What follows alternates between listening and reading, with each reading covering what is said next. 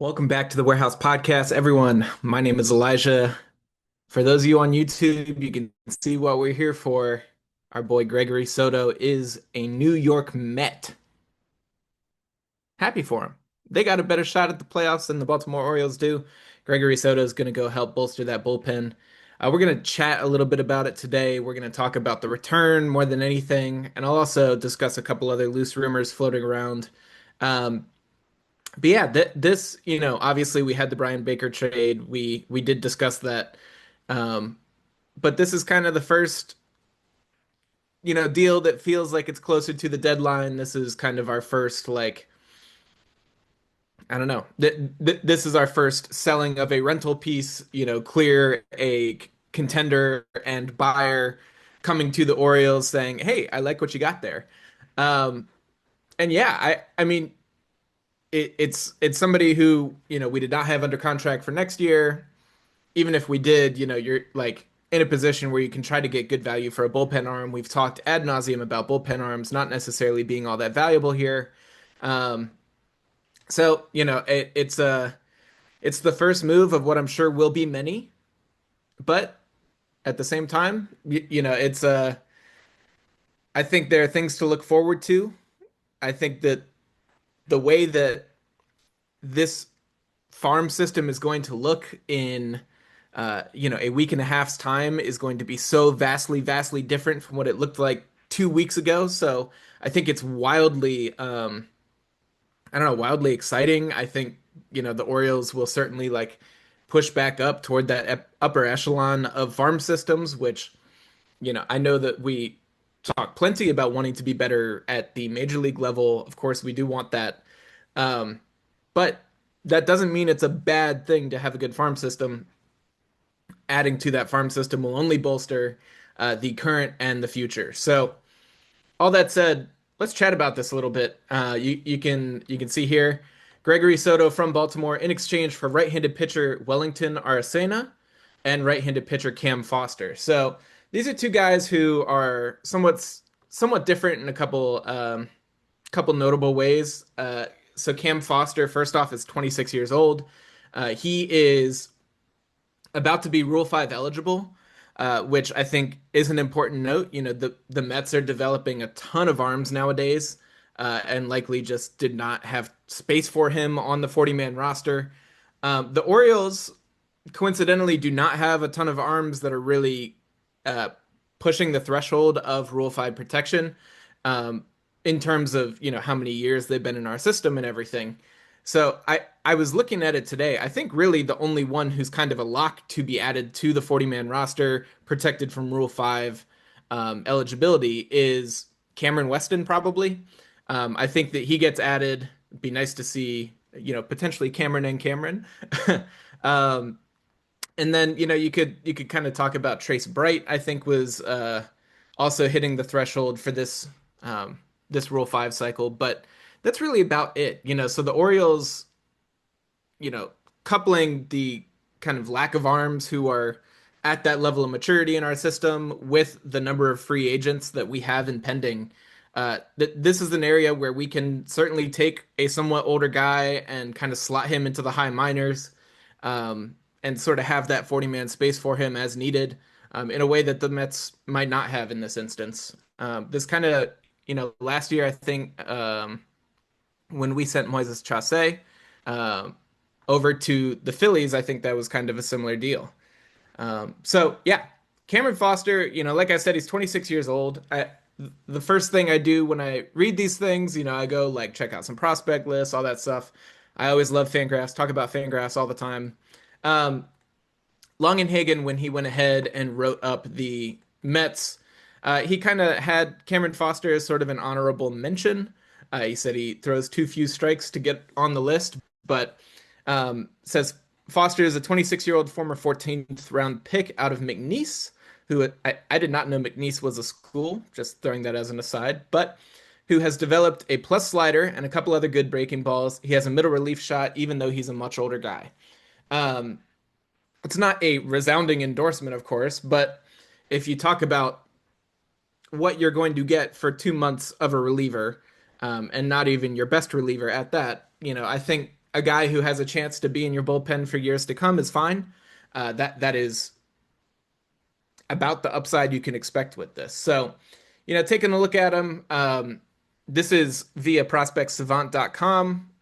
Orioles fan Duke Hill went ahead and created this website. It aggregates whatever data is available from the minor leagues. I'm going to give a caveat here that Foster was in AA for most of this season, only through 3 innings in AAA. And so if you want to look at his stats here, that is not worthwhile in any way, shape, or form. This was over 3 2/3 innings before he was traded to us. So his ERA is 17 here, but don't let that be some, large indictment of his skills or anything like that. Um, but what we can do is we could take a look at the Arsenal. What data was tracked here shows, he's a guy who sits in the mid 90s, fastball at 94.6, with about 18 inches of vert. So it's a hoppy fastball. We know the Orioles love that. One thing I will note, he does have a pretty high arm angle, 61.6 degrees. While I have you guys here, I'm gonna go just compare that to Felix Bautista because I'm curious. Um, Felix of a very high arm angle. So Felix is at 66, and Felix is far and away the highest on our team. So this is another guy with a very high arm angle. Again, about 62. Um, so, his whole arsenal is going to be very, very, I guess, vertically oriented is the best way to say it.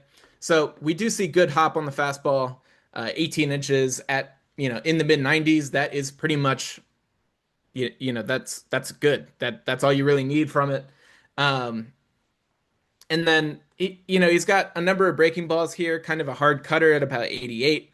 Um, there is a softer slider at about 83, and then a curveball at 79. I think that, I don't know, for those of you watching along with me, I think some of the curveballs might have been misclassified. Um, it's kind of interesting. I think that the best thing to say, right, is as with all of these prospects, if you go ahead and you start with a good fastball, you can go ahead and manipulate. You just like give them a ball, say grip this 7,000 different ways, and turn your wrist inside and out as you throw it, and you figure out what works. I think that in this instance, this is a relief prospect only. Longenhagen did note that he liked his slider. I think that it's kind of a slow slider and doesn't necessarily have big break. It's a little bit too plain, kind of -2 vert and -7 arm side, so tiny bit sweepy, but not a full sweeper. Just kind of a larger slider. Um, you know, I think like the Orioles will probably try to push that velo up a little bit. It's always better when you throw breaking balls harder. But at the same time, it's a guy with a good fastball. He gets pretty solid extension from some other stuff that I have read, and so should expect him to be fine. He will at the very very least be a contributor in Double and Triple A for the next couple years. Um, Not that I would consider that, a huge win in the trade or anything like that, but you're taking a flyer on a guy and he should be pretty easy to keep on the roster. So moving on to the next guy, I think this is the more interesting one. Again, back to Fangraphs here. Wellington Aracena, 20-year-old prospect currently at single A.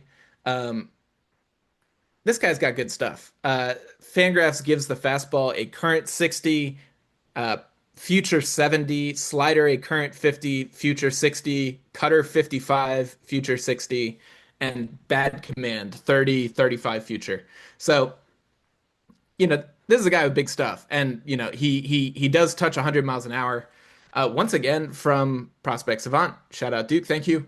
Um, there's a lot more data on him. Fascinatingly, I didn't realize these Florida leagues are doing quite so well, but with Statcast data, I should say. But we have a full 64 innings of track data here. Um, we'll note, he had a 238 ERA, a 254 FIP, struck out 67 guys in those 64 innings. He does walk a good amount, 13.5%, but the K rate is over 33%. So really, good stuff all around. Batting average against was just 169. Slugging against was 192. So just super weak contact against him. 27% hard hit rate, pretty much everything you love to see. And then just backing up from that a little bit, the dude, his fastball is 97. This is a guy with a big arm. Another pretty vertical arm angle. This one actually is a little over 62 degrees. Um, excuse me, but you're gonna have a little bit of another vertically oriented movement profile here, which is fine. That's good. I think the one thing I will note is despite the big velocity, the fastball does not have exactly the arm angle or I guess exactly the movement profile that you'd want. It's getting about 14 inches of vert and about 4.5 inches of arm side run. You could almost say it's like a little bit cut righty, which is fine. I think the Orioles will probably try to build out another fastball off of that, but the real weapon for this guy is this 93 mile an hour cutter. It has a tiny bit of hop. It's about 5 inches, and just like 1.5, 2 inches of glove side movement. But he does throw this very hard, and so the coupling of that with the four seam fastball, I think, is where this guy really shows promise. The slider also comes in very hard, 88 miles an hour. About 9 miles an hour off of the four seam, which I like to see too. Um, like power slider, power cutter, and I think the curve and the changeup are just they're fine. I think they're probably not all too special. I will say Duke's stuff model loves it here. He gives the curve a 111, changeup 121. I personally do not know much about Duke's model in particular, what factors he's looking at here, but it's a good endorsement. I have seen some pretty large discrepancies between Duke's and like Saris's stuff model, however, for example. So I think that's worth just pointing out that there are differences and these stuff models don't always agree with each other. But anyway, yeah, so Wellington Arcena, he has this really big arm, this over the top delivery. If you watch him, he's kind of fascinating. It's a little bit of a short arm, and it feels like his arm swing is not very like flowy or continuous. It's just he kind of goes back and then gets his body going, and then just whips over the top. Um, but yeah, big time stuff, strikes out a lot of people. There's clearly some arsenal refinement here. Like you'd love to see him cut some vert on his changeup. Maybe that's a realm where you go to a splitter. Um, but the again, like the moneymaker is this fastball, cutter, slider, like area here. Just he shows an ability to like to supinate and get some action on the ball while staying like really through it and with some power. And I think that's, really enticing, particularly from a young arm. He has touched 100 miles an hour. And again, this guy is 20 years old, so he likely won't impact the team for a long while. He has been starting this year, but that's not to say that, well, I will say that unless he has some pretty significant strides in, his ability to command the ball, he will be a relief prospect. But at the same time, again, it's 100 miles an hour with a cutter and a big breaking ball. It's a package that if you can project some amount of linearity in his profile, in his progression, you can project some major league success there. So I think this is a pretty enticing piece. I think the Orioles should be pretty happy with what they got. I think it's a little bit of a flyer on Cameron Foster. I think it's a um, large flyer on Aracena just because he is farther away, but at the same time, it's a talented arm, and I think we should be excited. Gregory Soto was not going to do anything too great for us, and this is where the Orioles are. It's about maximizing returns. I think the Mets are pretty thrilled to give away, kind of a low upside guy from the high minors, but then, the upside they really gave away was multiple years away. The Mets are obviously trying to compete right now. Juan Soto, Francisco Lindor, whatever. Um, so yeah, like seems like a pretty equitable trade. This is the price of doing business at the deadline. Um, I think the last thing really say on it is I think that the Orioles um, got, well, probably 6 years of at least one of these relievers for 2 months of a reliever. So when you don't need Gregory Soto anymore, uh, you flipped him for future value, but likely still, you're going to win on the net value of the trade. And if we can rein in Aracena a little bit and get him to just throw more strikes, I think there's a world where he's a starting pitcher. Hopefully you can get a little bit of arm side, anything into his repertoire, whether it be, refinement of that changeup, adding a splitter, a sinker, something of that sort. And it can be pretty nasty. So we'll see. Um, Exciting. Things are underway. It's happening. We saw Josh Naylor go to the Mariners.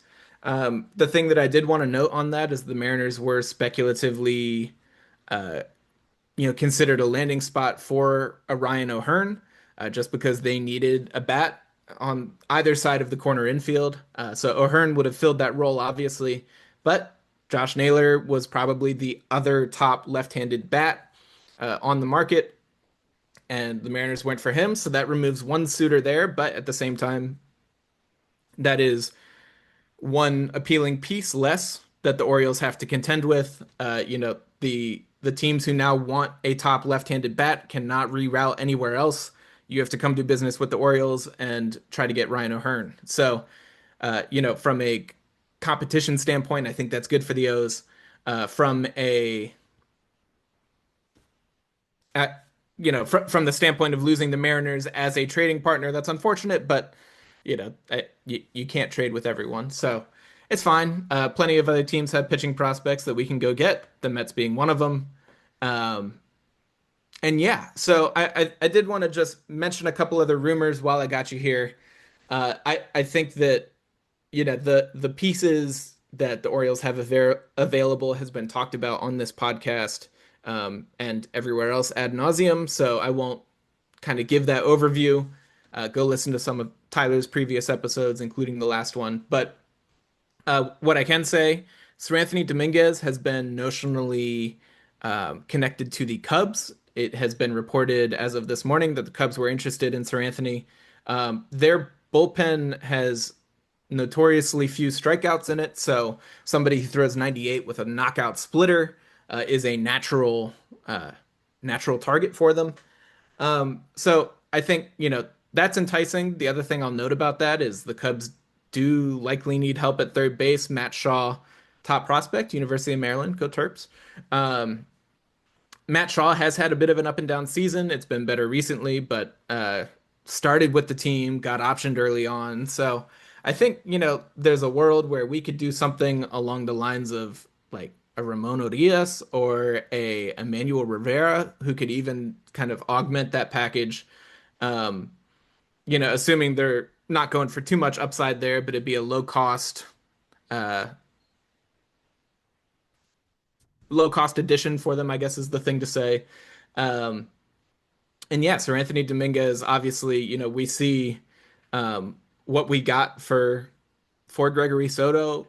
Dominguez, because he has that strikeout potential, I think he's undoubtedly going to be worth more. He just has better stuff. It really is that simple. So um, expect some good things from Dominguez in terms of trade return. I am anxiously awaiting that. The other one that has been reported recently, Ramon Laureano has been connected to the Padres. Um, that makes it sound like Laureano has any sort of agency in this whatsoever. The Padres have been connected to Laureano. um, there were reports of them going ahead and making an attempt for Jaron Duran. Also, they tried to trade Dylan Cease and Ethan Salas, their uber young catching prospect.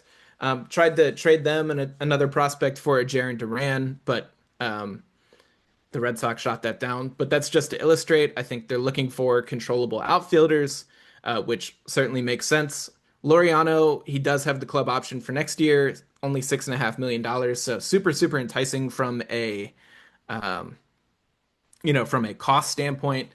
And obviously he's performing well. So I think if the Orioles do want to go that route, Laureano will be very valuable for whoever wants to come and get him from us. I think the Orioles will treat this as an appropriately steep price, and you also don't feel compelled to move him because given that we do have him next year, when we are trying to be a good team again, then you're not so concerned with with getting rid of him and kind of maximizing the trade return, maximizing whatever you get out of him, as we are with a Dominguez, with a Soto, whoever.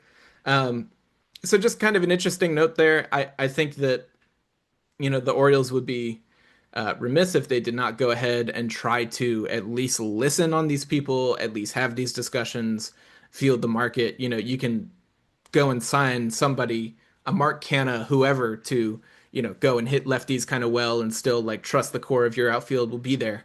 Um, so Laureano was not supposed to be as good as he was. You can turn this into something very, very positive, um, despite kind of the wasted season here. So we'll see.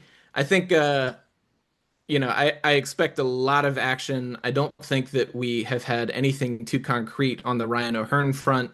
There are always like little whisperings, but then it's like, okay, what's substantial enough to get to Jeff Passan, MLB trade rumors, Rosenthal, all these things. Um, so nothing quite that substantial has gotten to Ryan O'Hearn, but expect him to have a lot of suitors.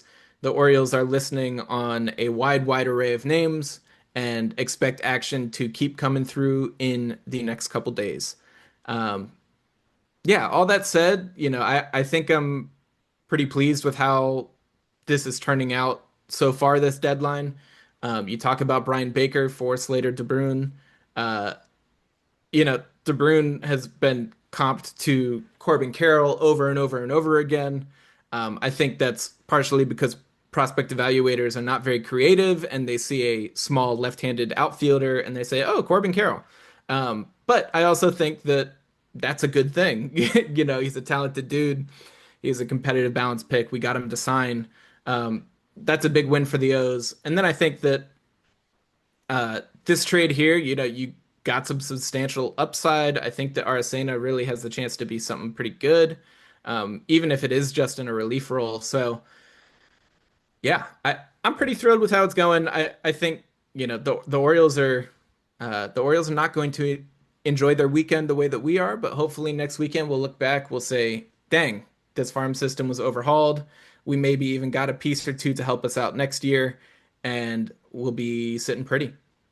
We're gonna have to, eventually play out the rest of the season, and that's gonna be really unfortunate. But but we'll feel good for a little bit. We'll feel good for a couple days until we realize what the rest of the season's gonna look like. Um, yeah, I mean, you think about how much this bullpen struggles with Soto and Dominguez in it, then you think about, yeah, just how bad it's gonna be without them in it. Not exciting. Not exciting. But we'll get to see some young arms. I don't know. It'll be fun. It'll be fun. This was a good trade for the Orioles. That's what you need to know. Um, and yeah, there were some people. There's a guy on Twitter. I think his name is Ernest Dove, if I remember correctly, who he called he called Aracena the number 10 prospect in the Met system. So like a potential top 10, at least top 15 prospect according to Fangraphs in the system, and another guy who has a solid chance to be a middle reliever. Um, I think that's all you can ask for. This was a win for the O's. Not to say it was a loss for the Mets, but just good job. You got good value for who you were looking for, and I think that's all you can ask for. Um, all that said, I'm going to get out of here. Everyone enjoy your weekends. Let's hope that the Orioles can beat the Colorado Rockies. I don't know how we have hit 4 home runs in this game and are losing 5-4. Dean Kramer is frustrating as ever. That's all I got. Have a good one. Let's go, O's.